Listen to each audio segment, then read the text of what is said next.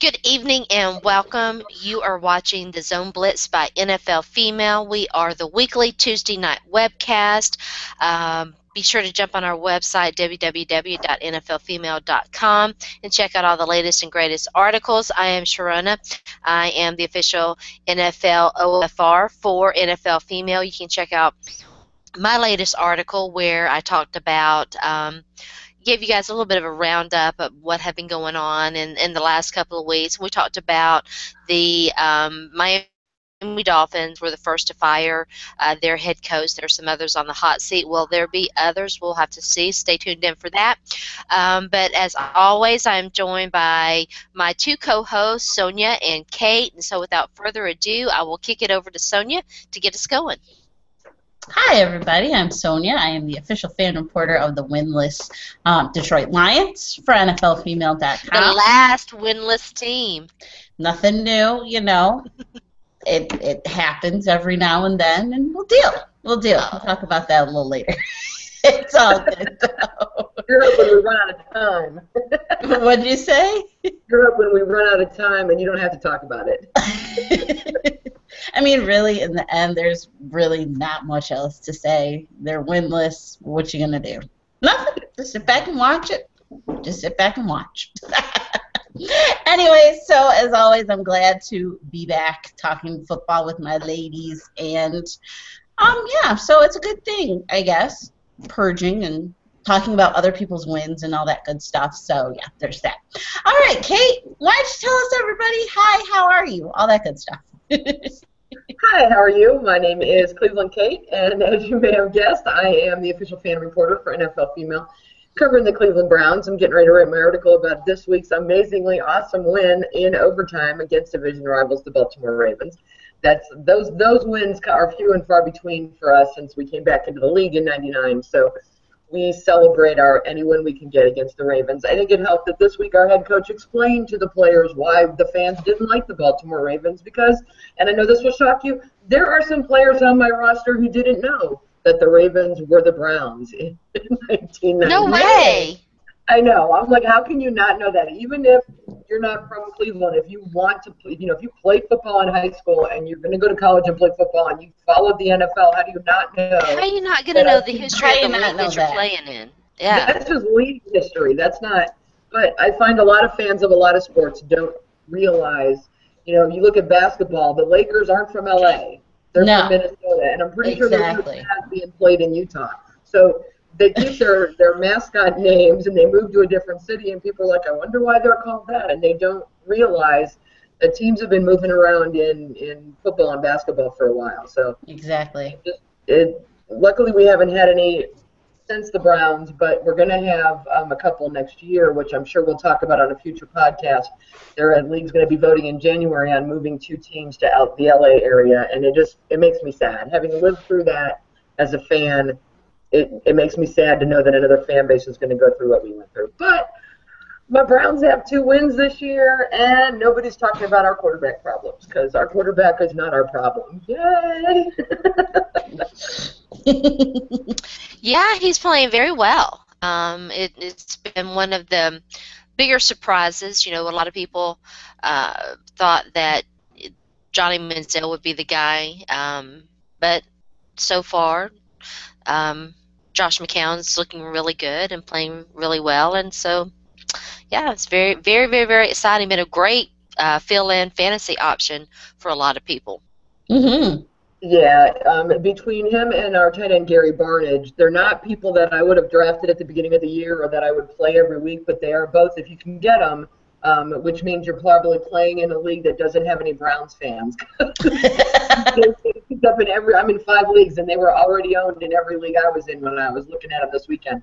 But if you're watching us tonight and you don't have any Browns fans in your league, then no one knew about Gary Barnage or Josh McCown, and they are turning out to be very good fantasy fill-ins now that we're in the thick of the bye weeks and people are having to scramble to figure out what to do at different positions. And our kicker Travis Coons is looking pretty good as well. We tend to do a lot of field goal kicking, and he's been perfect this year. He's a rookie kicker from California.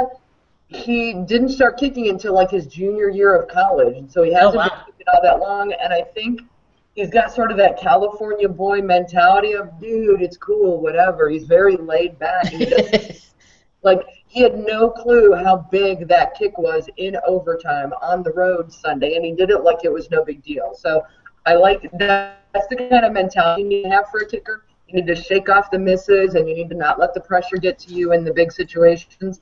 Kicking's been a big problem the last few weeks in the NFL. So if you're looking for a bye-week replacement for a kicker, go get my boy Travis. Yeah, I had an opportunity to see Travis Coons up close and personal because he was with the Titans, Tennessee Titans, in training camp last year. I guess he wasn't on a roster because as an old lady, I got to tell you, he is adorable. A lot of the ladies around here call him our new eye candy since tight end Jordan Cameron left and went down to Miami. Pretty boy on the team. And I know I'm getting old because I look at him and think he'd make great son-in-law material, and I want to introduce him to one of my daughters. Yeah, he's got a big leg. The thing that kept him, the Titans had him, Brazilian, his name escaped, but I want to say Bomani, but that's Bomani Jones, which I don't even know why he's coming to mind. But anyway, yeah, he's got a big leg, and I guess he's worked on his accuracy. That was the big thing, was his accuracy issue. The reason why the Titans didn't opt not to stick with him. But are you thinking of Rob Baronis? No, they had already moved on from Rob Baronis, and of course, he was tragically killed. This guy was a Brazilian kicker, not an American kicker. And, he was actually in training camp. This guy, the Brazilian guy, was in training camp with the Titans for 2 seasons in a row. The last year was the year that he and Travis Coons were competing. As it turned out, I think the Chiefs released Ryan Suckup, and they went out and picked him up, and he's been their kicker ever since. So, yeah, he's a boomer. He has got some leg on him, and he's been very impressive this year. I'm really happy to see him doing well because I thought that he was going to get the job in Tennessee, and I think that if they hadn't had the opportunity to sign Ryan Suckup, he probably would have. Yeah, and he's still got, the real test to come is how can he kick in November when it's cold and snowy and the winds are swirling here, and we're playing outside. Right now, we've been very fortunate in the weather that we're having. I wore short sleeves to work today. It's been beautiful fall weather, and so we really haven't had the winds. You get those winds coming in off the Lake Erie. We get them here. They get them in Buffalo. You get them really in a lot of the places here on the East Coast that are anywhere near a body of water. You get some of those wicked winds swirling in, and the balls just do the most wonkiest things. So, yes. Yeah. Although, frankly, it's been doing it I've seen an awful lot of guys hitting crossbars. I've seen just some bizarre kicking's been crazy this year. Yeah. Kicking has not been the automatic gimme, so I guess that is kind of one rule change that I don't know if it's a good thing or if it's a bad thing, but we definitely are seeing the effects of it. So, yeah. I kind of like the new extra point. I was about to say, I think I kind of like it, though. Yeah. No, I don't like some of these kickers missing kind of gimme kicks, especially if you fortunately, I moved on from Blair Walsh early on. I mean, like, if you and who was there? There was a kicker who missed 2 kicks. I guess it was Josh Scobie, I think, and was it in Pittsburgh? Is that his name? Missed 2 or 3 last week, and they cut him as soon as the game was over. Yep, that's what it was. Yeah, the points they're missing. These are field goals that you should be hitting. Yeah. I mean, I like that. I like the extra points. I like that more teams are going for 2. And I think that's fun. And I like when they do that kind of stuff. But the biggest problem has just been field goals, and you have to be able to hit a 35-yard field goal. Yeah, you kind of gotta. That's your job. Yeah. Since you mentioned this, Kate, the AFC North is very interesting. The Bengals are 5-0. Then the Steelers, boy, they stole one last night, didn't they? Yes, they did. They're now 3-2. The Browns are 2-3, and the poor Ravens, they managed to win one. I think, if I remember correctly, they beat the Steelers last Thursday night. Yeah, and they're 1-4. They're just not very good this year. It's kind of weird, but the AFC North. Do you think are the Bengals for real? I think they've always had a good team. In past years, they've had a very good, solid team. Their biggest problem has been Andy Dalton when the lights are on him. He does really poorly on Thursday night games, on Sunday and Monday night, in the playoffs. Something happens to him when it's big time. And if they can get through this season, whatever their record is, if he can win those big games and keep his head on his shoulders, then I think they are for real. They've always had a very balanced offense as far as being able to run the ball with Giovanni Bernard and Jeremy Hill, and then with A.J. Green and some of the guys they've had in the passing game. Their offense has been good. Their defense has actually gotten a lot better, and they've had some mental lapses, as we saw in the Seahawks game this week, where it was just like all of a sudden their defense looked like I'm like, who traded my defense for theirs? It was awesome.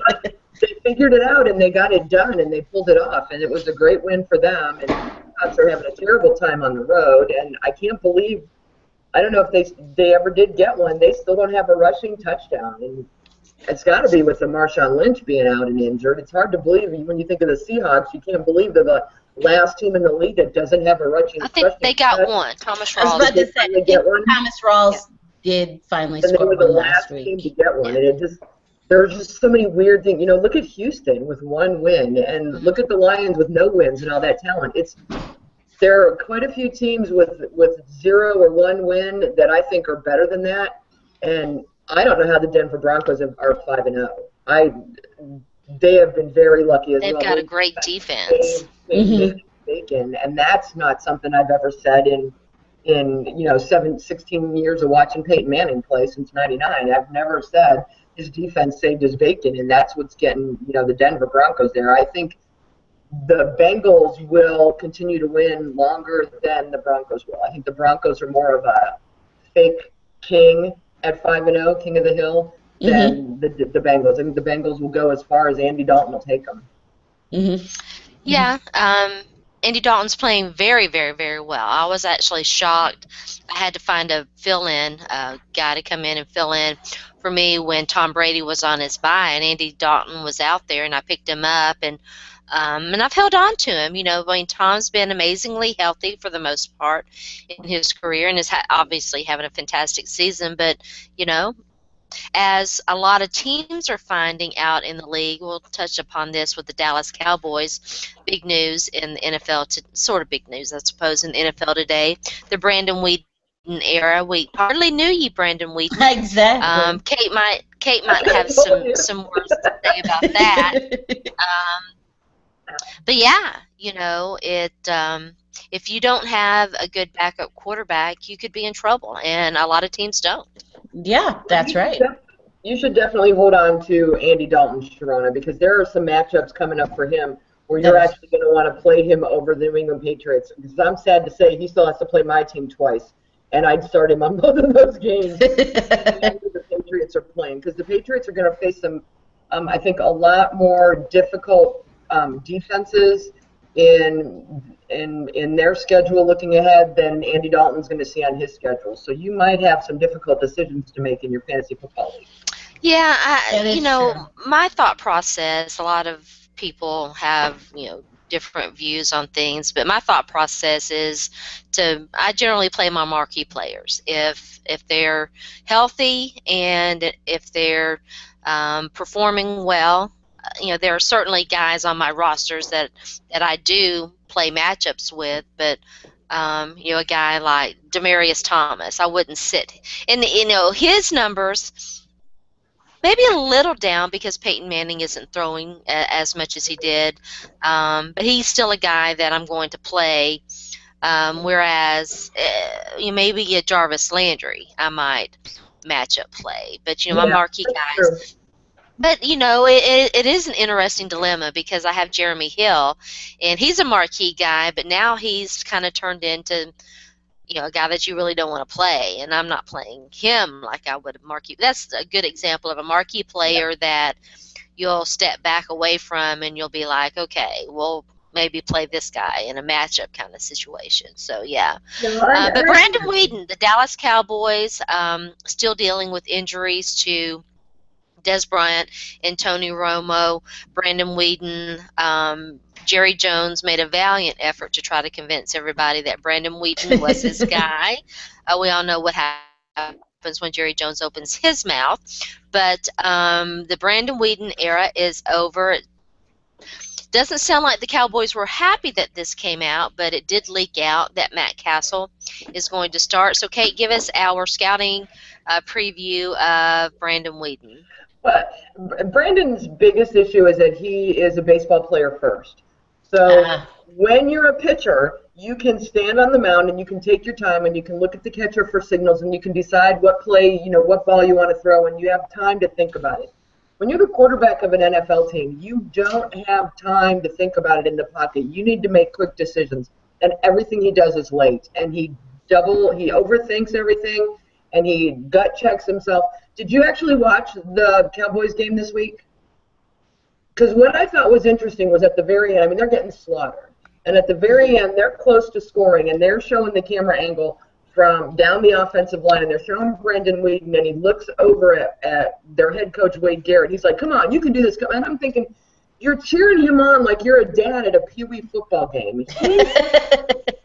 Whose ego are you worried about? Why are you worried about hurting his feelings? It's like, 3rd and goal, and they can't run the ball in because they got rid of DeMarco Murray. And, Brandon's had other issues in Dallas besides just what he brings to the table. I'm not sure anybody other than Romo could have won these last few games since he's been out. Romo's clutch. He is, and he's got, he may have his share of playoff issues like Andy Dalton does, but he also has that kind of mental thing like you see with a Tom Brady or an Aaron Rodgers, where he can read what's going on and he can change his mind at the line of scrimmage. Peyton Manning does it really well too. He can change his mind. He doesn't throw to receivers that are going to get smattered, smeared and smashed into. He just sees the field better, and I just still think Brandon Whedon is first and foremost a baseball player, and that while he's got a great arm and he can make really good plays, this was his 13th NFL start, and I don't think he has a win yet. And so we knew it was just a matter of time without any really good weapons to help him get through Dallas. I'm sad that they've leaked the story out already because I feel bad for him. He's a nice guy. He looks like he could be one of my kids with his red hair and his freckles. But he's a good kid. We'll see if Matt Castle has any kind of better luck. But I'm hearing out of Houston that they're still having issues with Brian Hoyer and Ryan Mallett. I thought we were the only team that had quarterback issues. And Houston's having the same problems Dallas is with trying to figure out who they're going to start from, not even from week to week, from one quarter to the second quarter. Exactly. Yeah, last Thursday night's game was crazy. It was they were a little bit back and forth between Ryan Mallett started the game, Brian Hoyer came in and finished up, and he looked good. Brian Hoyer, but this is the problem with Brian Hoyer. He looks good, but then he has that derp play, and when he derps, he really derps. He does. He derps bad. Yes. And if you look at him historically, his best plays, his best yardages, his best throws come in what we call garbage time. When you're already down by 21 points and the defense has softened up a little bit and they're willing to give you this, that. Granted, he's got the ability to take advantage of that, and that's good, but we'll see how he does. Now, the other team having quarterback issues who sat a quarterback this week were the Detroit Lions. Do we have to worry about Dan Orlovsky trying to take the starting job, Sonja? No. Not at all. Stafford by sitting him, or did that hurt him? I know he was having a terrible game. He was just having a crap game, and it was just like, all right, just go sit down. Just go. Just go sit down. Dano, you're in. It was just kind of just to get him out of the game. And Dan Orlovsky ain't going to win you a game. Okay? And everybody, the game was pretty much out of control at that point, the game was done. The game was over. So really, what point is it leaving in Stafford? He's only either going to get hurt or killed behind his offensive line, something. But yeah, there's not a quarterback controversy here in Detroit. He's just not very good right now, and I think he's in his head sometimes. But I don't know. He's just not very good right now. I think we talked about this last week, Sonja. From the last game, the game before this past one. The I feel Seattle so game. bad for Megatron. Yeah, I feel so bad for Megatron. He is hmm so over Matt Stafford and the Detroit Lions offense. He just can't even. He can't even. But this week, though, they did go to him a little bit more, Yeah, so they did. that was good. And kind of in that hurry up tempo kind of offense. Sometimes when they get that going out of nowhere, then they're able to score and actually I don't move know the why they don't ball. do that more often. I don't know why I don't more either. teams don't do it more often, I don't really. either. And Just run the 2-minute offense. Just hurry up, hurry up, hurry up. Pretend you've only got 2 minutes left, and just get let's rid of go. it. Exactly. And that's the frustrating part, is that they're not going to that more often. And I don't know if that's just a strictly Lombardi call. I don't know if Matt's like, I don't know. Or if it because of his offensive line. I don't know. But it's just a whole bunch of crapola, and it's got to get sorted out. Yeah. Well, that's one of the things that Josh McCown has done this year, and if you watch Eli Manning, he does it as well. They both get rid of the ball really quickly because they don't have a lot of confidence in their offensive line. The line's not giving them a lot of time.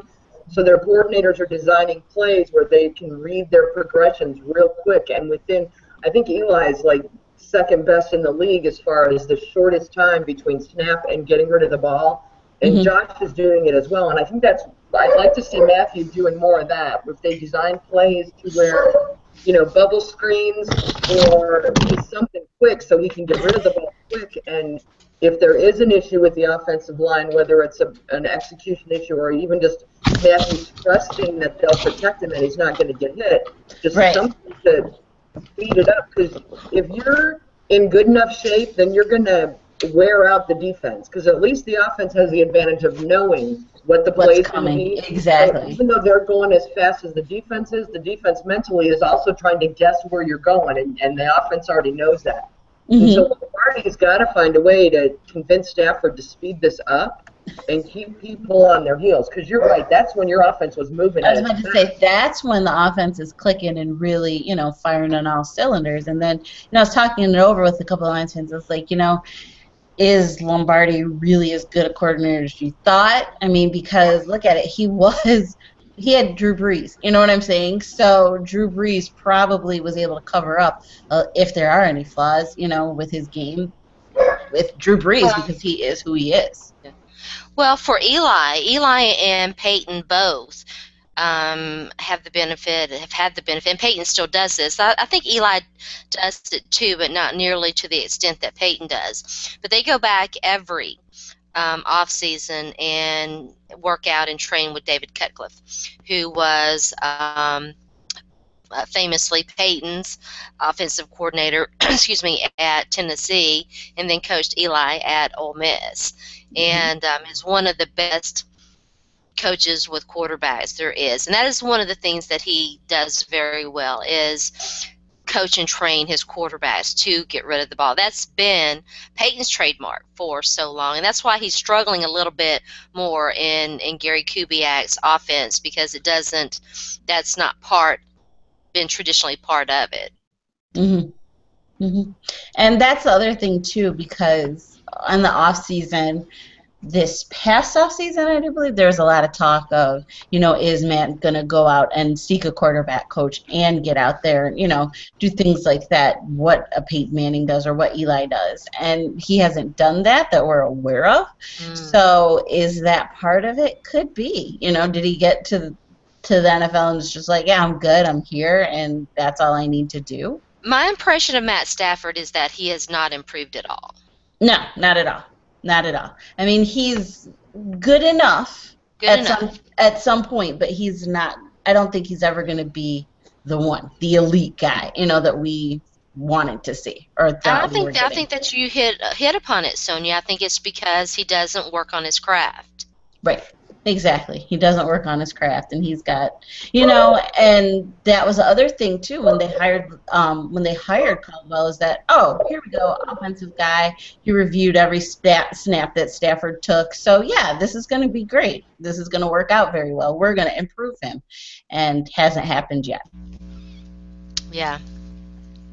Yeah. So what is the situation? When can the Lions? I know that they just gave him this astronomical contract. At what point can the Lions even think about moving on? If they're even so inclined. If they are so inclined to move on, I was just looking at something today, and I want to say maybe the end of 18. Oof. I think 17 or 18. I think right around in there is when they'll at least be able to move on without so much dead money and things like that. So I think that's what it is, either 17 or 18, but I'm thinking more so now 17, somewhere in there is when they'd be able to move on from him. Yeah, the quarterback situation, and a lot of people are talking about this right now, that there's just not a lot out there. Right, and that's the other thing. It's like, well, okay, you cut him, you trade him. Okay, what are you going to do? Yeah. Who are you going to get? Okay, yeah, if you work out a trade or something like with, say, I don't know, Texas or something like that, what are you going to do? Like, who's going to be your quarterback? Really, Dano? Dano's not going to get you anything. I'm really biting my tongue and keeping it classy. So You've been very good. Right, you have not mentioned the derp out of the end zone once. No. And I'm very proud of you. Thank you. But, so it just leaves a lot to, to say, what are you going to do? All right, that's great. We don't like Stafford. We want to cut bait with him. But who are you going to draft? Who are you, what's your next move? And that's the thing about this whole organization is they haven't thought about their next move. You know what I'm saying? Stu is gone. What was your next plan? Haloti, I guess. Yeah. And then he injured. So, okay, great. What's the backup plan for that? You got rid of Fairley. You weren't really expecting too much out of Fairley. What's your backup plan? And I think that's pretty much been it. You know what I'm saying? They haven't been able. Where did Nick Fairley go? He went to St. Louis. How's he doing there? I think pretty good. He actually slimmed down and is actually motivated to do things down there. So I think he's doing okay. Sue, we all know about, is kind of but yeah, exactly. Yeah, exactly. We're going to be talking more Dolphins. We talked a little bit about the Dolphins on this show last week with Lisa Johnson, our Dolphins OFR. I'm going to be talking about the Dolphins on my podcast in the morning. I meant to tell Kate this earlier. It's so funny that you mentioned that LA and moving thing, because I'm talking about that in the morning. I have a guest on who's from California, and we're talking about the Dodgers and the suspension that Chase Utley was just handed down. And so we talk a little bit about the LA situation and all that. It's just kind of funny how I was just talking about it because I was interviewing her for that, and then it came up here and I'm like, wow, so weird. Sports is a small world. It's a very small world, sports. Did we lose Kate? Is she still with us? No, I'm still here. Okay. My dog keeps barking, so if you don't see me, it's because I'm yelling at my dog to shut up. I think he's okay. Does he have something to say? Does he have a point about the Browns or something? He's talking trash. You know how he is. Exactly. Well, I have a kitten who's trying to get into everything. That's why I had to take a little short trip to grab her. We seem to be settled down now. I feel your pain with the quarterback thing with Matthew Stafford. The reality is there's only going to be a handful of those really elite quarterbacks that can overcome every problem you have, and there are 32 jobs.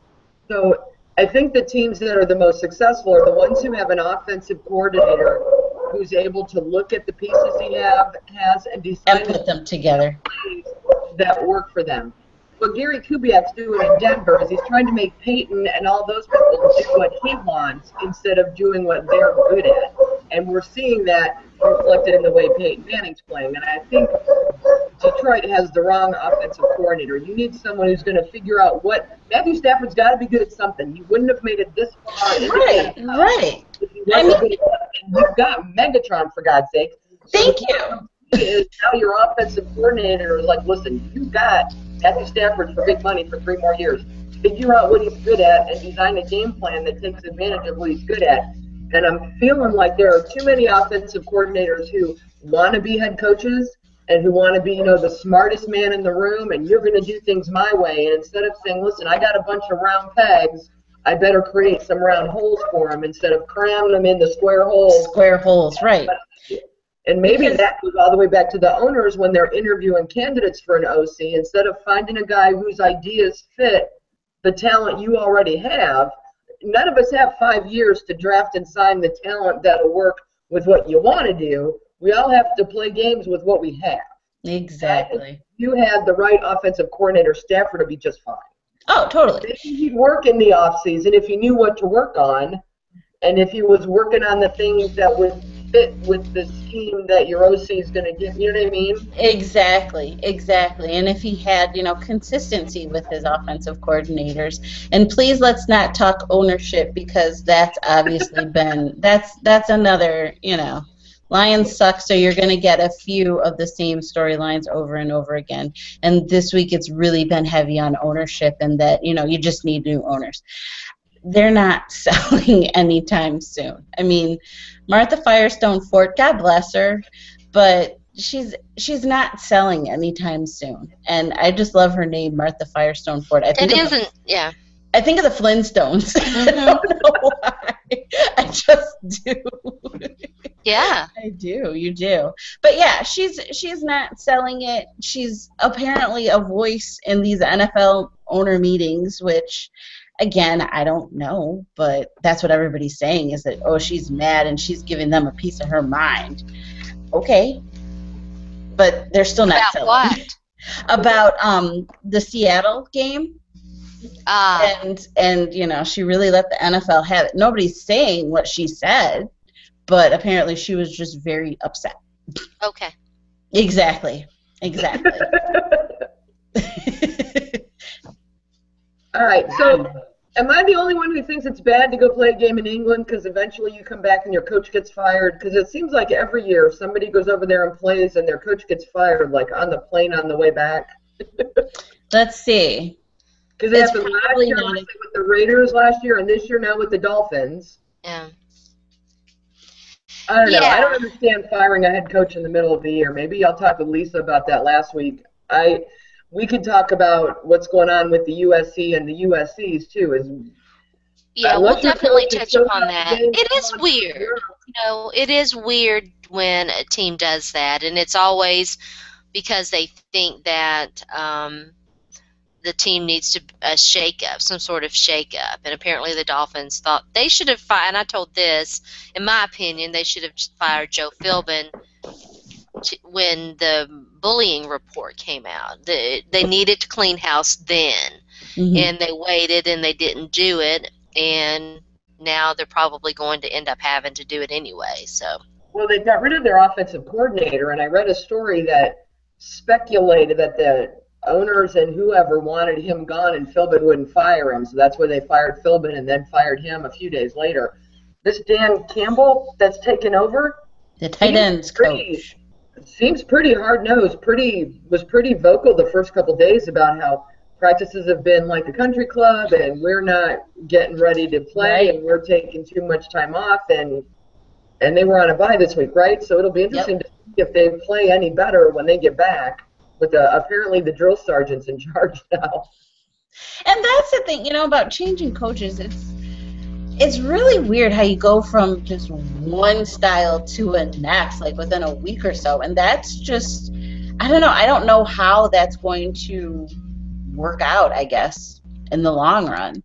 And, if they're how the players are going to respond to it. You see what I'm trying to say, kind of? Yeah, if you had the same coordinators, I think it would be easier. But then again, now in Miami, they got rid of their OC too. So, the defensive coordinator's got to be afraid for his job since everybody's leaving. And it's almost like they're starting the season all over again in a huge hole. And so it'll be interesting is my word of the day. I will be very curious to watch that game and to see how the players react to all the changes that have gone on these last couple of weeks, and to see how they play, to see if they end up simplifying some things, or if they do anything differently on the field with these changes in leadership and maybe trying to change the culture. And I think you're right. They should have cleaned house when all that bullying stuff was going on, because that absolutely speaks to the culture of the team and the locker room and the control that the coaching staff has or doesn't have. You know, I'm more inclined to believe that Philbin knew what was going on and let it go on, which is never good for a team. And if he didn't, you really have to question if he was the right guy anyway, because all coaches know what's going on. They usually, first of all, they usually have moles in the locker room. And secondly, if they don't have a good pulse on what's going on in the locker room, in my opinion, they're not fit to coach the team. Agreed. Completely agreed. Yep. So, all right, well, let's talk a little bit about what's going on out in Cali. We're an NFL show, but, you know, we talk a little bit about college football, and it's big news. USC just was very unfortunate, I think, how this all went down. Steve Sarkisian out at USC. The reports have been that there have been reports before. We've been blessed, I suppose, with some reports about some of his shenanigans. It does look like he has some issues. Went through a bad marriage breakup, as I understand it. So initially we were told that he was going to take a leave of absence. That was on Sunday, I believe, and then yesterday, they just came out and outright fired him. And they've named an interim coach. It's odd, to say the least. I know Kate has some thoughts on that. Then we'll let Sonja weigh in. I understand that more than you know, if we could talk about Steve Spurrier's retiring in the middle of the season, or even the Dolphins firing Philbin in the middle of the season.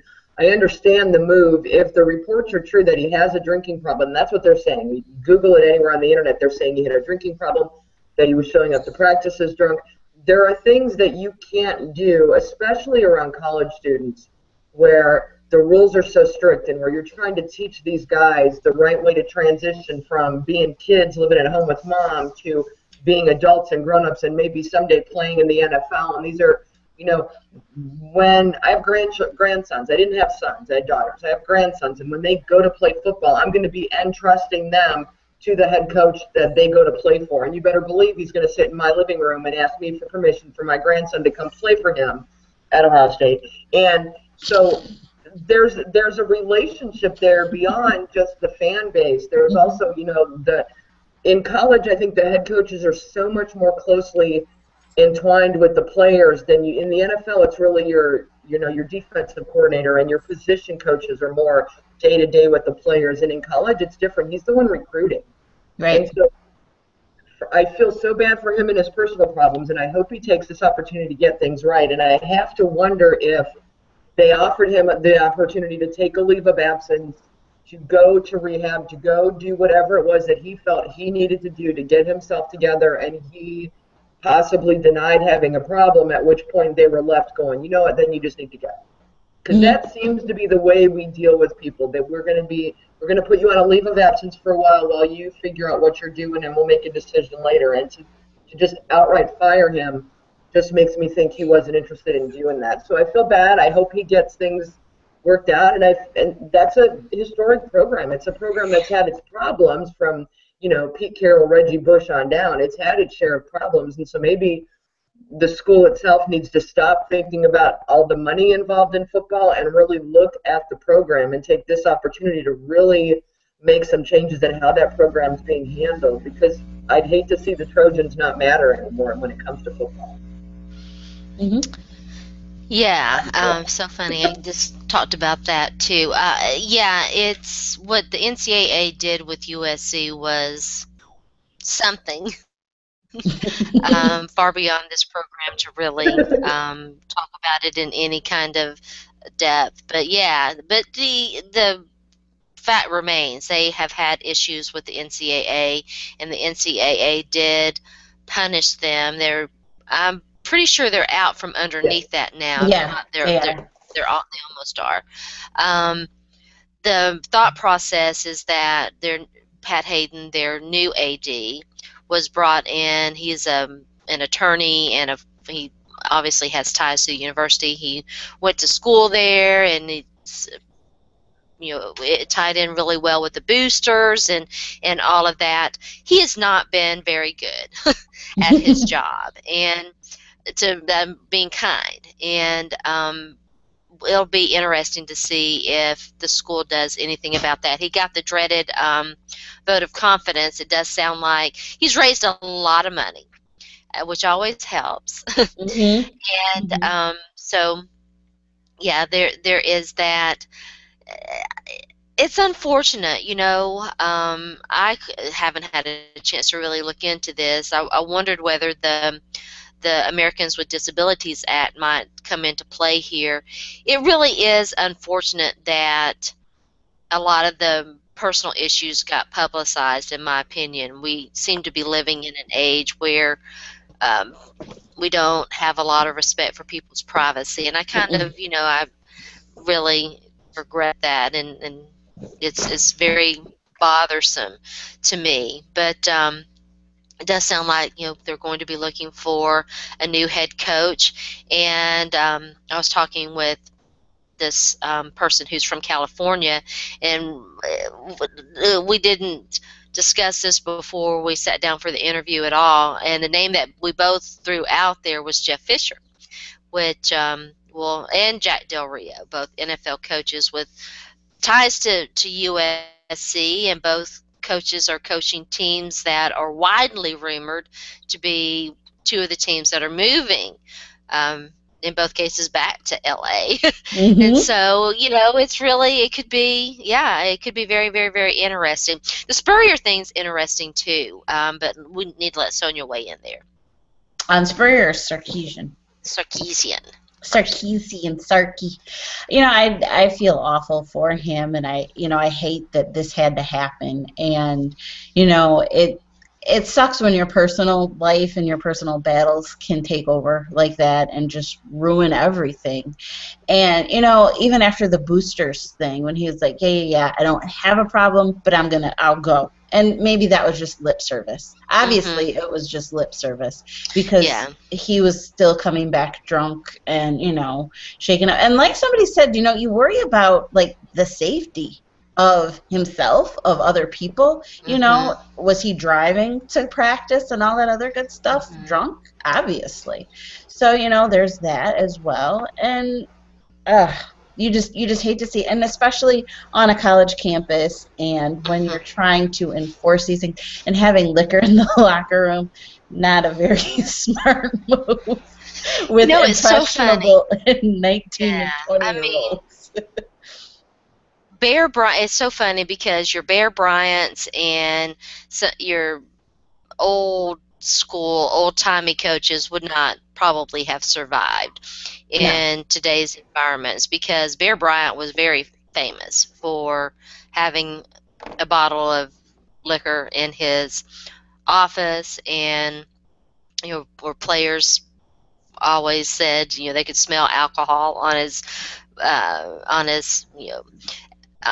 breath and all of that, and then now, but it's different. It's a different world, and it's a different age, world. And social media has definitely changed the game and made things that might otherwise fly under the message boards. Message boards too. The internet age has really changed things. But all right, let's talk a little bit about Steve Spurrier, and then we'll turn back to the NFL and wrap up the hour. Steve Spurrier announced it came out last night that he was going to be announcing his retirement, and he did announce, I'm sorry, Mr. Spurrier, head ball coach. He's resigning. Yes. Not retiring. Let's make that clear. He is resigning effective immediately, which was last night. Yeah. But he's left himself open to, I saw an interview today where he said he's open to maybe possibly going back to high school coaching. He's just done with the NCAA for right now. Yeah. I just want to know. I want to know why. What happened? What's going on? Do you think there is a violation? I have no. No, I don't think so. I think he talked this morning in his press conference about this. And from what he was saying, and I do think that Steve Spurrier keeps it real, and I feel like he was telling everybody that he felt like he was not connecting. They were not recruiting. Hmm. They were not playing very well. Were not winning. They're 2-4, and he felt like it was the best thing for the team and the university for him to Step down. step down and let somebody else take over the reins and see if they could do better. And I think that he'll always have that desire to coach, and he might consult or whatever, but I think that he's probably going to play a lot of golf, and he'll probably end up on our TVs. Probably. I think he'll be the next Lou Holtz, right? Yeah. Yeah. Maybe some of these coaches get to it, technology. We were just talking about the internet and social media. So many changes just in the last 10 years. You look at 20-year-old guys versus 30-year-old guys versus 40-year-old guys. They've all been on his teams, and so many things have changed that some of your older coaches haven't kept up with, and I just don't know that he can relate to the kids. Probably not. Either college or high school level. So I think he's going to find himself on TV where all he has to do is be able to explain football to those of us watching. He doesn't have to motivate us to play while we're ignoring him because we're on our iPhones doing whatever. I think it's sad. That's why I think a lot of these younger coaches, are getting jobs and doing so much, doing so well because they're more of a generation. It's such a huge generation gap. I think the biggest one I've ever seen between, the one between my parents and me was, 33 1/3 records versus CDs. That's not a big leap. My kids don't even know what records and CDs are. I mean, everything's changed so much and so fast. He's not the only one. There are going to be an awful lot of coaches finding themselves unable to relate to kids today, that you're going to see more and more of these guys available for our Saturday and Sunday TV, and I like that. That's good for me. I hope Spurrier doesn't I think go he'll be away. good on TV. He's one of those coaches I would love to have a beer with or have dinner with and just talk to him and hear his story. Pick his brain. Oh, yeah. Yeah, absolutely. All right, Sonja, who is your unsung hero of the week? Warwick Dunn. None other than Warwick Dunn. You kind of heard some whisperings, but his foundation is absolutely amazing. He just gave away not gave away, but he just built his 145th house with his foundation for single moms, which is absolutely, absolutely amazing. And he's done it just, out of the NFL, and he's just done it in memory of his mother who died during a robbery gone wrong.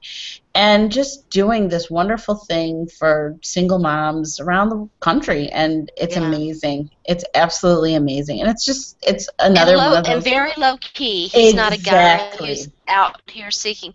Yeah, it's funny because he was doing this when he was still playing, but he didn't make a big deal out of it. He's always been a guy who never sought the limelight, and I completely agree. I think it's a brilliant choice, and what a great guy. Exactly. So yes, he was my unsung hero for the week. So yay, even though he's not playing right now, but still he's doing something very wonderful. So I love it. Congratulations, Mr. Dunn. Yeah. All right. Well, we haven't really done much of this. Let's finish up with straight up with Sharona, and let's talk a little bit about Greg Hardy and Jerry Jones. Yes. Obviously, a big topic last week, but it happened after the show, and so we haven't had an opportunity to talk about it. Greg Hardy had his first media interviews on Wednesday or Thursday. Wednesday, I believe. Last Wednesday, and so his comments were percolating around on Wednesday and Thursday. Talked about this last week on other shows, but haven't had a chance to discuss it here. He basically started out by telling Tom Brady that he was going to take saying, Tom Brady, bring me your very beautiful wife and her sister and all of her friends, and bring them to me. I want them. And Jerry Jones, and said he was going to come out gun blazing, and I think he actually did the gun blazing thing. And so not the best look from a guy who just came off a 4-game suspension for allegedly throwing his former girlfriend on a futon full of Oh, assault rifles. And then Jerry Jones had to open his big mouth and say that basically he didn't see any problem with it, and he could tell when he could tell when they were talking to a lawyer versus a shop girl. Not sure what you mean about that, Jerry, except that maybe shop girls aren't as mouthy or something. I'm not sure. But not a good look either. So we'll let Sonja and Kate take it from there. I'll jump in here real quick. That, if you ever wanted to tell somebody, just shut up, Greg Hardy was that individual. I don't understand, like, what he was thinking. I mean, first of all, saying stuff about Tom Brady's wife, you know that's just going to add more fuel to his fire. Yes. And just, you know, and just make him want to beat you that much more, number one. Number two, it's just, people are dense. And I think every day I get surprised by how dense some people are. And that, even though I shouldn't be, that was just very surprising, just how just careless and just kind of crass and dense he was being. And then, you know, you kind of think, was he really being crass, or did he really do this on purpose? And then if he did this on purpose, again, I'll have to bite my tongue because I am trying to be classy. Yes, we're trying to be classy here. Exactly. So that's where I stand. And then Jerry Jones, whatever, you're old, and yeah. Kate? You know, it was a bad look for the both of them, and clearly Greg Hardy forgot who was quarterbacking his team as they faced the Patriots, and he actually thought poking the bear, that is Tom Brady, would be a good thing. What I think, I was very saddened by Jerry Jones's remarks. I expect better from him. I know he tends to be, you know, one of those owners that's a little mouthy and all that, but I expected better than the blatant sexist remarks and the classist remarks that he made, more than sexist. Mm-hmm. But what surprised me about Greg Hardy's comments in the first place were, for a team that did things like the Des Bryant rules, where they wanted to make sure that he behaved out in public. And right, you had a babysitter. To make sure that he, you know, whether you're in the practice facility or anywhere, you represent the Dallas Cowboys, how someone didn't sit Greg Hardy down and say, okay, you're off a suspension now, you're back with the team. You need to be grateful you have a job. You need to behave. You need to keep your mouth shut. You need to keep your head down. You need to do your talking on the field. That someone didn't have that kind of – you shouldn't have to have that kind of conversation, but Dallas strikes me as an organization that does have those conversations with people and make sure he knows to behave. Just – I don't know what they were thinking. Maybe they're not thinking. Maybe they're so befuddled by their quarterback issues that they completely forgot to take a look at everybody else who's wearing a Dallas uniform and have a conversation with them, because it was just a really bad look for a franchise that's struggling. If Tony Romo's the quarterback, and if Greg Hardy hadn't just gotten off suspension, and if you're 4-0, 4-1, then you know what, you can say whatever you want. And there are people in the league who could have probably said the exact same thing that Greg Hardy said and gotten away with it. But you have to know who you are and know what your baggage is and know who your audience is. And it was just a bad look for the both of them. And it's going to put a target on their back from other teams, because whether you like Tom Brady or not, you don't like Greg Hardy talking about anyone's wife and girlfriends like that. You don't bring It was just disrespectful. Yeah, I was about to say, that was just straight up disrespect. You just don't. That's low class. And so I think Hardy has created more problems for himself and his team than he really wanted to. He's opened up a can of worms. He has. Mm-hmm. Yeah, he has. You mentioned this about you don't kick the sleeping bear that's going to come after you anyway, right? Right. I think that what Greg Hardy did was inadvisable on a lot of levels, not the least of which is he is apparently a guy who cannot get out of his own way. And so he's going to mess up again. And the NFL is just itching for that to happen, because when it does, he's really going to know what it's like to feel the wrath of Goodell. Mm-hmm. And, he got off a little bit because of, circumstances that we won't get into, but his suspension was reduced down to 4 games. It was initially 10 games, and now I think everybody sees why it should have remained 10 games. Yes. Yep. Yeah. So, all right. Well, we haven't given Kate enough time. I want to hear a little bit more about Kate's podcast. So toot your horn now, Kate. Tell us about your podcast. How is that going? Oh, I don't know what I was thinking. Apparently, I thought I could do my own show by myself. So on Mondays and Fridays from 6 to 7, you can find me on voiceitradio.com, or if you have the Mixlr app, you can go to the Mixcloud and download the past episodes of Talking Sports with Cleveland Kate. It's a crazy name, I know, but I'm trying to think of all kinds of cute names like Moving the Chains or Zone Blitz or Third and Long, or they were all taken, and I just went with Talking Sports with Cleveland Kate. And so it's all really Ohio sports, Cavaliers, Indians, Browns, Buckeyes, and some fantasy football talk. And I apparently, for the last few months, I have found a way to talk about sports all by myself for an hour. Good for you. Well, good. Fun. Say something, I'm still talking. So I'm kind of excited about it. I had a lot of fun with it. Awesome. This Sunday, we're actually hosting a live event at the Browns game at the Municipal Stadium lot.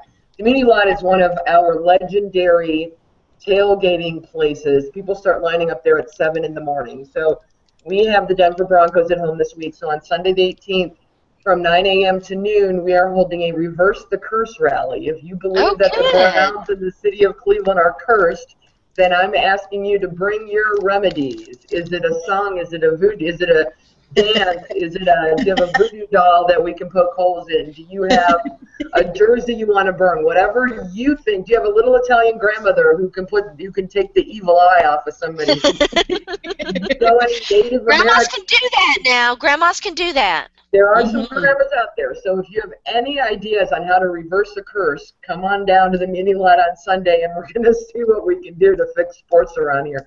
Well, it sounds like a lot of fun. I wish I could be there. I know, right? Yeah. It'll be crazy because it starts at 9 a.m., and I'm pretty sure we'll have our share of people who are already a little intoxicated at that point. No way. There's one thing really? It's tailgate. God forbid we should have a 4 o'clock game because it would be bad. We're only allowed to have the 1 o'clock home games. We're tailgating at 7 a.m. regardless of when the kickoff is. All right, Sonja girl, what's up with you? Not much, just, doing the do. The peeps By on the Reddit. way, we love your hat. We adore your hat. I think it should be a requirement. Show your ears again. I like the little ears. My little ears, my little Rory ears. And then his little Rory little thing you put right there to make it kind of. Aww. What is that picture on the wall behind your head? Oh, I should let my husband explain that one. That is a drawing of the Wu-Tang Clan. Ooh, Wu-Tang! I saw maize and blue, and so I thought maybe that was football related. Because I have football stuff at my house on my walls. Yes. I'm very superstitious about that type of thing. I really am. I shouldn't be. I got a football blanket. You got football blanket? It's margarita time. It's always margarita time at Sharona's house. You can't see it, but I've got a 1997 SEC championship framed poster of Neyland Stadium up there on my wall, and this is Demon Kitten. That's Bandit. Everybody meet Demon Kitten. This is Bandit. This is my new little adorable. Oh, hang on. Kittens of NFL female. Hang on. Here is the good cat. This is Good Kitten. Hi, Smokey. This is Smokey. So named because he's an orange and white tabby. Did you guys see that I beat my husband in our fantasy football league this week? Do what now? I beat my husband in our fantasy. Oh, did you? It must have been husbands and wives week because I beat mine. Yeah. I'm making a comeback. I started out slow in our NFL Female Zone Blitz League. By making a comeback, I finally got a winning record. I lost a heartbreaker in our Lisa League. I don't remember who I lost that to. Was it you, Sonja? Did I lose to you, Sonja? You lost to me last week. Wait, not last week, the week before, I think. Hang The on. week before that. That's my only loss in that league. But anyway, so yeah, I made some serious tweaks to my fantasy football teams and doing pretty well now. So glad that I did that. Nothing better than beating your husband at fantasy football head to head, so that you can I remind bet. him that girls do I know as much bet. about football as the boys do. I Just can't a wait little to bit. be Sonja's husband. Oh, gosh. Let me see when you guys play each other. Maybe this will be fun. All right. All right, guys. All right. Well, the hour always goes by so fast. You can follow me on Twitter at Sports by Sharona. Kate, where can they follow you? On Twitter at Cleveland Kate, CLVLNDK, the number 8. And Sonja? You can follow me on Twitter at mom, the number 2, the number 3, RN. All right, I've been meaning to tell the girls. I hate to pull this on them live on the air. You will be Sharona-less next week. Sharona's going to be on vacation next week. Vacation. But we will be back with another show, perhaps on Spreecast. Maybe I might be behind the scenes helping the girls produce that. We'll see. But Sharona's going to be on vacation next week. No podcast or anything. So don't know that you'll see me on the Zone Blitz next week, but you'll probably see Sonja and Kate. Shout out to Liz as always for this, and thanks for tuning in. Have a very pleasant evening, and thanks for watching the Zone Blitz by NFL Female. Deuces. Deuces.